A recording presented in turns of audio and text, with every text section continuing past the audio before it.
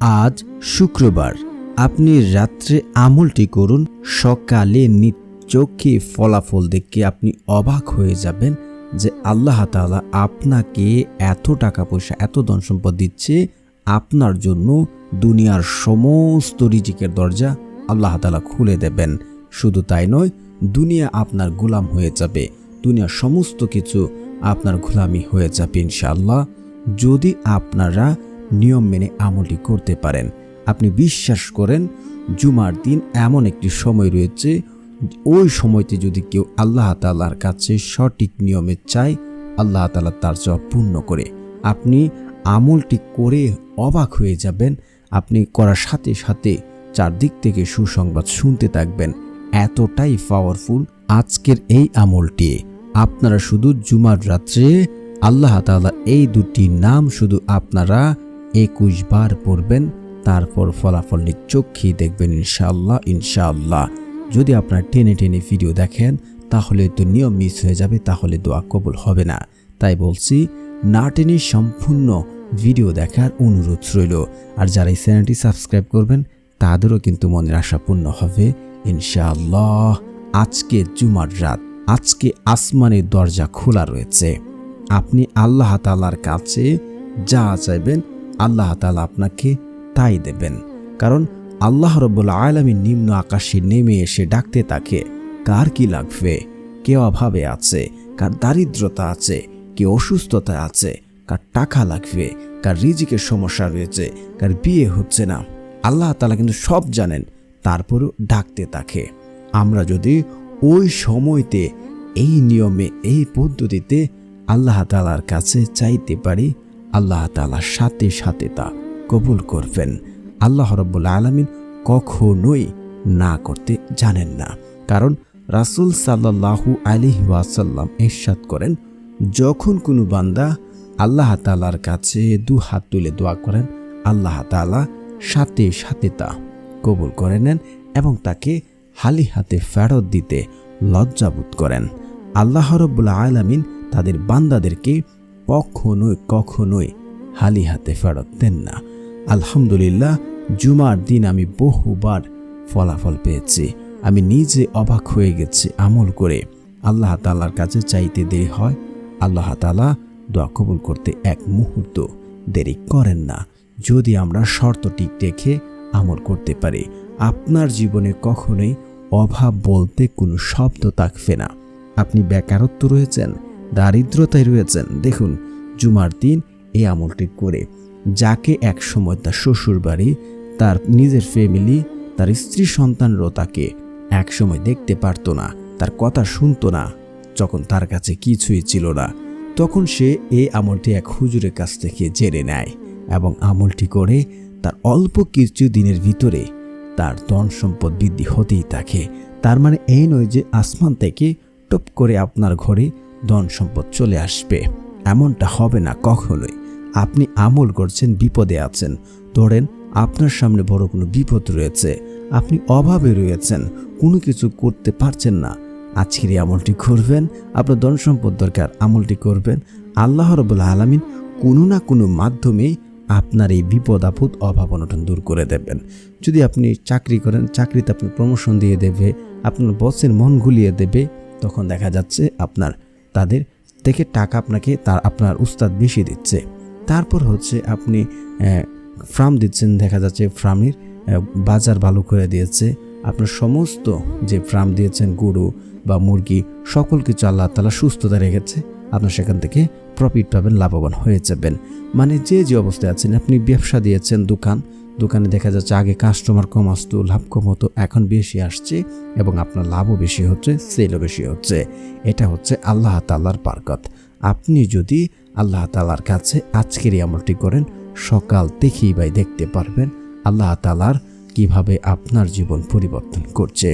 তো একটি হাদিস এমন আছে যে বান্দার তকদির পরিবর্তন করতে পারে কেবল দোয়ার মাধ্যমে, অন্য কোনো পদ্ধতি, অন্য কোনো ওয়ে নেই যে বান্দার ভাগ্য পরিবর্তন করতে পারে। আপনারা শুধু আমল করবেন আর চেয়ে চেয়ে দেখবেন। তিরমিজি শরীফের হাদিস 2139 নম্বর হাদিসে এটি বলা আছে যে বান্দার তকদির পরিবর্তন করতে পারে কেবল দোয়ার মাধ্যমেই। এখন অনেকেই বলবেন যে আল্লাহ তাআলা এত কিছু দিয়ে দেন, চাও মারতেই পাওয়া যায়, তাহলে তো দুনিয়ার সকলেই দূরই থাকতো, তাহলে সকলে ধন সম্পদ বৃদ্ধি হয়ে যেত। কিন্তু ভাই, এখানে কিছু শর্ত রয়েছে। আপনাকে ঠিক শর্তগুলো ফলো করে তারপর আমল করতে হবে নিয়ম মেনে, তা না হলে তো হবে না। তাহলে তো আল্লাহ তাআলার কাছে দুহাত ওটা তো সকলেই ধনী সম্পদশালী হয়ে যেত। দেখা যাচ্ছে শর্তগুলোর মাঝে এই কয়েকটি শর্ত যদি আপনার মাঝে থেকে থাকে, আপনার দোয়া কখনোই কখনোই কবুল হবে না, একদম নিশ্চিত থাকতে পারেন। আর যদি শর্তগুলো আপনার মাঝে না থাকে, তাহলে আপনার দোয়া সাথে সাথে কবুল হবে, আপনি যা চাবেন তাই পাবেন। এক হচ্ছে যে ব্যক্তি হারাম খাবার খাবে, ওই ব্যক্তির দোয়া আল্লাহ তাআলা কখনোই কখনোই কবুল করবেন না। দ্বিতীয়ত হচ্ছে যে ব্যক্তি আত্মীয় সম্পর্ক চিহ্নিত করার দোয়া করে, দোয়াতে বলে যে আমি অমুককে দেখতে পারি না, তার সাথে সম্পর্ক রাখতে চাই না, যদি দোয়াতে এমন এমন কথা বলে, হারাম কোনো কথাবার্তা বলে, ওই ব্যক্তির দোয়া কখনোই কবুল হবে না। তৃতীয়ত হচ্ছে যে ব্যক্তি 5 ওয়াক্ত নামাজ আদায় করবে না, ওই ব্যক্তির দোয়া আল্লাহ রাব্বুল আলামিন কবুল করেন না। 5 ওয়াক্ত নামাজ পড়লে কিন্তু অভাব অনটন এমনিতেই দূর হয়ে যায়। তো সর্বশেষ হচ্ছে 4 নাম্বার, যে ব্যক্তি তাড়াহুড়া করে ফেলে, দেখা যায় যে তাড়াহুড়া করছে, আমল করলাম ফলাফল কেন পারলাম না, আল্লাহ তাআলা দিচ্ছে না, এগুলো বিশ্বাস করে না, তাদের দোয়া কখনোই কখনোই কবুল হবে না, কখনোই না। তো আপনারা এই 4টি কাজ যদি আপনারা না করেন, তাহলে আল্লাহর কসম করে বলছি, জুমার দিন আপনারা আল্লাহ তাআলার কাছে যা চাইবেন তাই পাবেন, তাই পাবেন। আজ পর্যন্ত কেউ ব্যর্থ হয়নি। মানে দোয়াই কেবল পারে আপনার ভাগ্য পরিবর্তন করতে, অন্য কোনো পদ্ধতি, অন্য কোনো ওয়ে নেই যে আপনার ভাগ্য পরিবর্তন করতে পারে। তো বন্ধুরা, তারপর হচ্ছে আপনারা এই নিয়মে আজকের এই আমলটি করবেন। তো আমলটি করার জন্য সর্বপ্রথম আপনারা রাত্রে উজু করে আসবেন, কারণ পবিত্রতা খুবই গুরুত্বপূর্ণ। তো আপনারা উজু করে আসবেন, উজু করে এসে জায়নামাজ বিছাবেন, বিছিয়ে আপনি বসবেন, বসে 2 রাকাত বা 4 রাকাত, আপনার যত রাকাত ভালো লাগে আপনারা নফল নামাজ পড়ে নেবেন। তারপরে হচ্ছে আপনারা ইয়াকিন এবং বিশ্বাস রাখবেন যে আমার দোয়া কবুল হবে, আল্লাহ তাআলা আমার দোয়া কবুল করবেন। যদি এমনটা নিজে নিজে ভাবতে পারেন, আল্লাহর কসম করে বলছি ভাই, আপনার দোয়া কবুল হবে। তারপরে হচ্ছে আপনারা ইয়াকিন এবং ইখলাসের সাথে, মানে অন্তরের অন্তঃস্থল থেকে হৃদয়টাকে সফট করে পূর্বের পাপের জন্য লজ্জিত হবেন। তারপর 2 চোখের পানি ফেলে আল্লাহ তাআলার কাছে দোয়া করবেন। আল্লাহ তাআলা আপনার এই 2 চোখের পানি জমিনে পড়ার আগে আপনার দোয়া কবুল করে নেবেন। অবশ্যই আপনারা ইয়াকিন এবং বিশ্বাস কায়েম মনোবাক্যে কান্নাকাটি করে দোয়া করবেন। তারপরে হচ্ছে আপনারা ইস্তেগফার পড়বেন, কারণ ইস্তেগফারের বহু ফজিলত রয়েছে যা বর্ণনা করে শেষ করা যাবে না। যে ব্যক্তি ইস্তেগফার পড়ে, আল্লাহ রাব্বুল আলামিন ওই ব্যক্তিকে মুস্তেজাবুদ দাওয়া বানিয়ে দেন। মুস্তেজাবুদ দাওয়া হচ্ছে তিনি আল্লাহ তাআলার কাছে 2 হাত তুলে দোয়া করতে দেরি হয় এবং দোয়া কবুল করতে 1 মুহূর্ত দেরি করেন না। অবশ্যই আপনারা ইস্তেগফার পড়ে নেবেন। ইস্তেগফার যদি আপনি পড়েন, তাহলে আপনার জীবনের অভাব অনটন, দুঃখ, কষ্ট, দারিদ্রতা আল্লাহ রাব্বুল আলামিন দূর করে দেবেন এবং আপনাকে এমন জায়গা থেকে, আপনি যেখানে ভাবেননি, যেখানে কল্পনা করেননি, এমন সকল উৎস থেকে আল্লাহ রাব্বুল আলামিন আপনাকে রিজিক দান করবেন।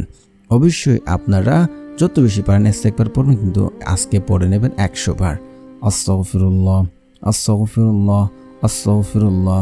তারপরে হচ্ছে এই 2টি জিকির পড়ে নেবেন 100 বার করে, সুবহানাল্লাহ, সুবহানাল্লাহ, সুবহানাল্লাহ। তারপরে হচ্ছে পড়ে নেবেন লা ইলাহা ইল্লাল্লাহ, লা ইলাহা ইল্লাল্লাহ, লা ইলাহা ইল্লাল্লাহ। এই 2টি জিকির 100 বার করে নেবেন। আর সবচেয়ে আরও দ্রুত দোয়া কবুল হয় যদি আপনি কোনো আপনার মুসলিম ভাইয়ের জন্য দোয়া করেন এবং আপনার যদি পূর্বে এমন কোনো নেক আমল দেখে থাকে যে আল্লাহকে রাজি খুশি করার জন্য আমলটি করেছেন, ওই আমলের ওসিলে দোয়া করবেন। তারপরে হচ্ছে আপনারা দুরূদ শরীফ পড়বেন, কারণ দুরূদবিহীন দোয়া কখনোই কবুল হবে না। রাসূল সাল্লাল্লাহু আলাইহি ওয়াসাল্লামের উপরে দুরূদ না পড়লে সে দোয়া আসমানে গিয়ে ঝুলন্ত অবস্থায় থাকবে, সে দোয়া কবুল করবেন না। তো যারা পারেন না আমার সাথে সাথে পড়তে পারেন, বা আপনারা যারা পারেন না ছোট্ট এই দুরূদ শরীফটাও আপনারা পড়তে পারেন। সাল্লাল্লাহু আলাইহি ওয়াসাল্লাম, সাল্লাল্লাহু আলাইহি ওয়াসাল্লাম, সাল্লাল্লাহু আলাইহি ওয়াসাল্লাম। আপনারা 11 বার এই দুরূদ শরীফটা পড়ে নেবেন। তারপরে হচ্ছে যারা আপনারা অভাব অনটনে মানে ঋণগ্রস্ত অবস্থায় আছেন, ঋণের জন্য মানুষের সামনে যেতে পারছেন না, ঋণের টাকার চাপের কারণে শান্তি মতো ঘুমাতে পারছেন না, আপনার যদি ঋণ দেওয়ার পরিশোধ করার কোনো কিছুই না থাকে, একেবারেই অপারক হয়ে গেছেন, এই দোয়াটি আপনারা 7 বার পড়বেন। দোয়াটি হচ্ছে আল্লাহুম্মা কফিনি বিহালালিকা ওয়ান হারামিকা ওয়া আগনিনি বিফাদলিকা আম্মান সিওয়াক। আমি আবার পড়ছি, আল্লাহুম্মা কফিনি বিহালালিকা ওয়ান হারামিকা ওয়া আগনিনি বিফাদলিকা আম্মান সিওয়াক। ইনশাআল্লাহ আল্লাহর রহমতে কুদরতিভাবে আপনার ঋণ পরিশোধ করার ব্যবস্থা করে দেবেন। তারপরে হচ্ছে আপনারা আল্লাহ সুবহানাহু ওয়া তাআলার এই নামগুলি পড়ে নেবেন। তো প্রিয় বন্ধুরা, যারা এই চ্যানেলটি সাবস্ক্রাইব করবেন সকলেই মনের আশা পূর্ণ হবে ইনশাআল্লাহ। আল্লাহ তাআলার প্রথম শক্তিশালী নামটি হচ্ছে ইয়া আল্লাহু, ইয়া আল্লাহু, ইয়া আল্লাহু। এটাকে ইসমে আজম বলা হয়, আর ইসমে আজম পড়ে ডাকলে আল্লাহ তাআলা ওই ডাকে সাড়া দেন এবং সকল দোয়া কবুল করে নেন। তারপরে হচ্ছে আপনারা বলবেন ইয়া গফফারু, ইয়া গফফারু, ইয়া গফফারু। একই এবং বিশ্বাস রেখে এবং পূর্বের শর্ত মেনে এবং নিয়ম মেনে আমলটি করেন, আল্লাহর কসম করে বলছি আপনার দোয়া কবুল হবে। আজকে যারা আমলটি করছেন অবশ্যই কমেন্টসে লিখুন এবং আপনার মনের আশা কি আছে সেটা কমেন্টসে লিখুন এবং সকলেই লিখুন আমিন আমিন। ইনশাআল্লাহ মনের আশা পূর্ণ হবে।